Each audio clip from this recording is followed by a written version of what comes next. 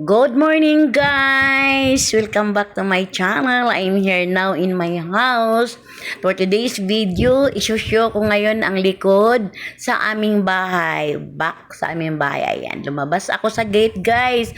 Kasi naglakad-lakad ako papunta sa likod ng bahay namin para isushow ko kung ano ang mayroon dun sa likod. Okay, guys?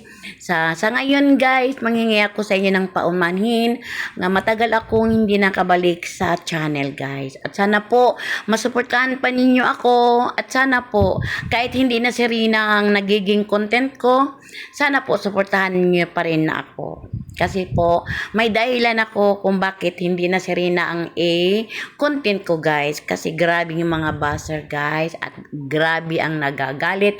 O bakit wala bang ibang content bukod kay Rina? Ayan guys, nagbago ako. Okay? Dito guys, isoshow ko na lang dito guys ang likod ng bahay namin. And ito guys, ang kapatid ko. Ito guys, ang kapatid ko. Ito ang likod namin guys. Punong-puno sa mga manok. Para siyang farm guys. Pero hindi farm guys. Nakikilagay lang siya dito sa mga lagayan sa manok. Yan ang kapatid ko niya. Silang talaga ang nag-alaga dito sa manok, guys. Parang farm tingnan, guys, no? Sana po, guys, masuportahan ito akong mga small video. Mga video ngayon, guys, i-show ko sa inyo. At sana po, masubscribe niyo pa rin ako sa akong channel. At sana po, tulungan niyo ako, guys, nga mabalik ang channel ko.